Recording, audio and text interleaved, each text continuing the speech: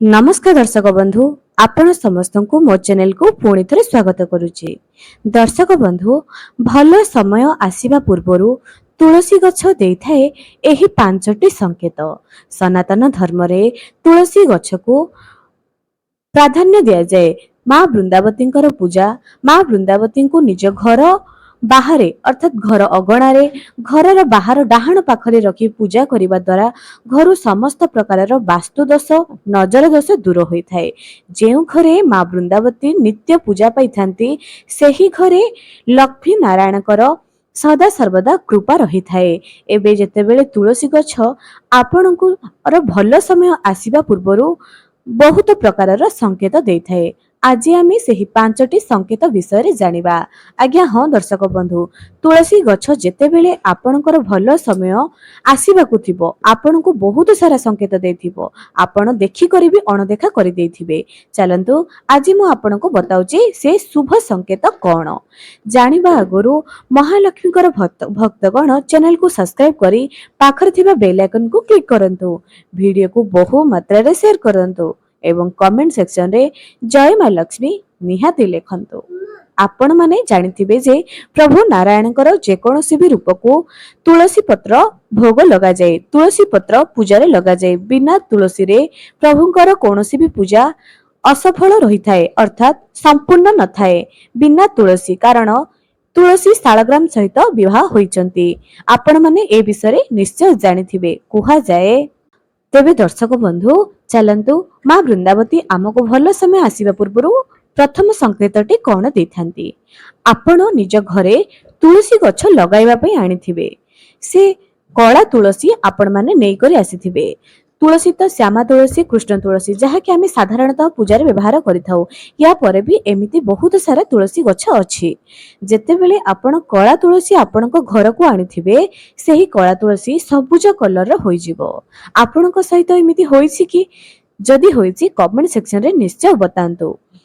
सेही तुलसी जेतेबेले सबुज तुलसी होई जिवो अर्थात कृष्ण तुलसी रु श्याम तुलसी होई जिवो तेबे आपणको उपरे प्रभु श्री कृष्णकर अपार करुणा अछि बोली जानंतु।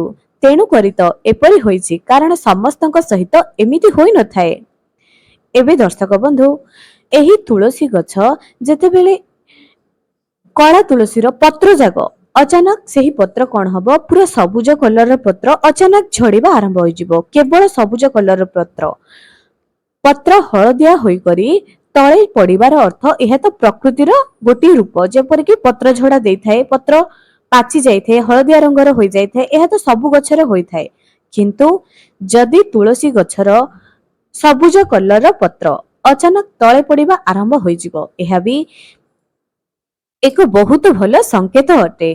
कह जाए जेमिति कि आमे पूजा समय रे फूल आम पटे जदि पड़िबो एहाकु भगवान कर शुभ संकेत बोली जेपरि आमे मानुचे सेही परी तुलसी गछर सबुज सतेज पत्र अचानक जदि आपे आपे तळे पड़ी जिवो आपनकर भल समय आसीबाकु जाउची। एबे दर्शक बंधु द्वितीय संकेतटी जानिबा पूर्वरु आमे जानिबा जे जेतेबेले हमर घरे कोनोसी नजर दोष थाए कोनोसी घर भितरे भूत प्रेत बा कहार कुदृष्टि पड़ी थाए सेतेबेले तुलसी गछ ना आपण जेते भी जागृत करिवे ताहा सुखिबारे लागिबो झाउळीबारे लागिबो सतेज होई रहिबो नाही। आपणको घर को किछि अचानक कोन धन संबंधित आपण कष्ट पाई पारंती घरे कहार स्वास्थ्य जनित समस्या देखा जाए एही परि जदि देखाबाकू थिबो कोनोसी एक बड़ विपद आसीबाकू थिबो तुलसी गछ ना आपे आपे झाउळी जिवो। आपे आपे जेते भी जत्न नियंतु जेते भी खरारे रखंतु जेते भी छाई रखंतु झाउळी जिवो। जदि एमिति हबो एहा जमा भी भल संकेत नुहे। एबे द्वितीय संकेत जहा कि शुभ संकेत कोन अटे तुलसी गछ जेतेबेले मंजरी आसी जाए तुलसी गछरे तेबे एहा भी एक माँ लक्ष्मीकर कृपा माँ लक्ष्मी आपणको घर को आसुचंदी बोली एहा पूर्वानुमान निश्चय आपणको घर को केउ ना केउ आडू सफलता प्राप्त होबार पूर्व संकेत आपणको मिलुची। तृतीय संकेत भल समय आसीबा पूर्व तुलसी गछ देइथांती एही तृतीय नंबर संकेत जहा कि जदि तृतीय संकेत तुलसी गछ पाखरे कला पिंपुड़ी अचानक बाहरिबो एवं ପାଟିରେ କୌଣସି ଖାଦ୍ୟ ଧରି ଅଚାନକ ବାହାରିବେ, ଗୋଲ ଗୋଲ ହୋଇଯିବେ କିମ୍ବା ଧାଡ଼ି କରି ଯାଉଥିବେ। ଯଦି ଏମିତି ସଂକେତ ଆପଣମାନେ ଦେଖୁଛନ୍ତି ତେବେ ଜାଣି ରଖନ୍ତୁ ଆପଣଙ୍କ ଘରକୁ ମା ଲକ୍ଷ୍ମୀ ଆସିବାର ପୂର୍ବ ସଂକେତ ଦେଖାଯାଏ। ଏବେ ଯଦି ତୁଳସୀ ଗଛ ଆପଣଙ୍କ ପାଖରେ ଆପଣ ତୁଳସୀ ଗଛ ଲଗାଇଛନ୍ତି ଏବଂ ତୁଳସୀ ଗଛ ଆପଣ ଜାଣିଥିବେ ଯେ ମାଙ୍କଡ଼ କିମ୍ବା ଗାଈ ତୁଳସୀ ଗଛ ଖାଆନ୍ତି ନାହିଁ, କିନ୍ତୁ ଅଚାନକ ଯଦି କୌଣସି ମାଙ୍କଡ଼ ହେଉ କିମ୍ବା ଗାଈ ହେଉ ଆସିକରି ତୁଳସୀ ଗଛ ନଷ୍ଟ କରିଦେବେ, ତେବେ ଜାଣି ରଖିବେ ଯେ ଆଗକୁ ଆପଣଙ୍କୁ ବହୁତ ବଡ଼ ବିପଦର ସାମ୍ନା କରିବାକୁ ପଡ଼ିବ। ଯଦି ଏମିତି ତ କେବେ ବି ହୁଏ ନାହିଁ, କିନ୍ତୁ ଯଦି ଅଚାନକ ହୋଇଯାଏ, ଅଚାନକ ଆପଣଙ୍କର ତୁଳସୀ ଗଛକୁ କେହି ଚୋରି କରି ନେଇଯାଏ, ଆପଣ ଯେଉଁ ଗଛ ପୂଜା କରୁଛନ୍ତି, ତେବେ ଏହା ସବୁଠାରୁ ଖରାପ ସଂକେତ ଅଟେ। ଚତୁର୍ଥ ସଂକେତଟି ଏଇଆ ଅଟେ ଯେ ଯଦି ତୁଳସୀ ଗଛ ପାଖରେ ଘାସ ଉଠିଯିବ, ଆପଣମାନେ ଦେଖିଥିବେ ତୁଳସୀ ଗଛର ଆଖ ପାଖରେ ଛୋଟ ଛୋଟ ଘାସ ଉଠିଯିବ, ସେ ଯାହା ବି ହଉ ଘାସ ଉଠିଯିବ, ୟାର ଅର୍ଥ ଆପଣଙ୍କର ଧନ ସମ୍ପତ୍ତିରେ ବୃଦ୍ଧି ହେବା ପାଇଁ ଯାଉଛି। ଆପଣମାନେ ଏହି ସବୁ ସଂକେତକୁ ଥରୁଟିଏ ପରୀକ୍ଷା କରନ୍ତୁ, ସତରେ କ'ଣ ଏସବୁ ହେଉଛି ଥରେ ଅନୁମାନ କରନ୍ତୁ। ଯଦି ଛୋଟ ଛୋଟ ଘାସ ଉଠିବାରେ ଲାଗିବ, ଏହା ଶୁଭ ସଂକେତ ଅଟେ, ଆପଣଙ୍କର ଧନରେ ବୃଦ୍ଧି ହେବା ପାଇଁ ଯାଉଛି। ତାପରେ ଶୁଭ ସଂକେତଟି ଏଇଆ ଅଟେ ଯେ ଯଦି ତୁଳସୀ ଗଛ ପାଖରେ ପକ୍ଷୀମାନେ ଆସିକରି ରହିବେ, ସୁନ୍ଦର ଲାଗିବେ, ଯେପରିକି ସବୁଜ କଲର ତୁଳସୀ ଗଛ ପାଖରେ କିମ୍ବା ତୁଳସୀ ଗଛ ହରା ଭରା ହୋଇକରି ଅଛି, ସେଠାରେ ପକ୍ଷୀମାନେ ଆସିକରି ଆରାମସେ ରହୁଛନ୍ତି, ଶବ୍ଦ କରୁଛନ୍ତି, ଖୁସିରେ ରହୁଛନ୍ତି, ଏହା ବି ଏକ ବହୁତ ଭଲ ସଂକେତ ଅଟେ। ଆପଣଙ୍କ ପରିବାରରେ ଏକ ବିରାଟ ବଡ଼ ଖୁସି ଆସିବା ପାଇଁ ଯାଉଛି। ସେହି ଖୁସି ଆପଣଙ୍କର ପରିବାରର ସୁଖର କାରଣ ବି ହୋଇପାରେ।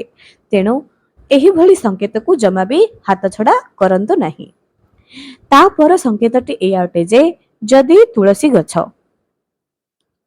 ଗଛ ଅଚାନକ ଶୁଖିଯିବ, ଅଚାନକ ପୁରା ସତେଜ ହୋଇକରି ଥିବ, ଅଚାନକ ଶୁଖିଯିବ, ଏହା ଜମା ବି ଭଲ ସଂକେତ ନୁହଁ। ଦର୍ଶକ ବନ୍ଧୁ, ଯଦି ଆପଣମାନଙ୍କୁ ଏପରି ସଂକେତ ମିଳୁଛି, ଆପଣ ମା ବୃନ୍ଦାବତୀଙ୍କର ଧ୍ୟାନ ଏପରି ନିଅନ୍ତୁ ଯେ ଯେପରିକି ମା ବୃନ୍ଦାବତୀ କେବେ ବି ଶୁଖିବେ ନାହିଁ। ଏବଂ ଯଦି ତୁଳସୀ ଗଛ ଶୁଖି ଯାଉଛି, ଜମା ବି ବ୍ୟସ୍ତ ହେବ ନାହିଁ, ସେହି ତୁଳସୀ ଗଛକୁ ଉପାଡ଼ି ଦେବେ, ତାର ଯେଉଁ ଚେର ଥିବ ଭଲ ଭାବରେ ଧୋଇଦେବେ, ଯେପରି ମାଟି ଚାଲିଯିବ, ଏହାକୁ ଭଲ ଭାବରେ ଘୋରିବେ, ଘୋରି ଯାହା ସେଥିରୁ ଲେପ ବାହାରିବ, ସେଥିରେ ଲାଲ ଚନ୍ଦନ ଏବଂ ଅଷ୍ଟଗନ୍ଧ ଏବଂ ଗୋପୀ ଚନ୍ଦନ ଏହାକୁ ମିଶାଇ କରି ସେଥିରେ କିଛି ହଳଦୀ ବି ପକାଇବେ, ଏହାକୁ ମିଶାଇ କରି ଗୋଟିଏ ଡବାରେ ରଖିଦେବେ।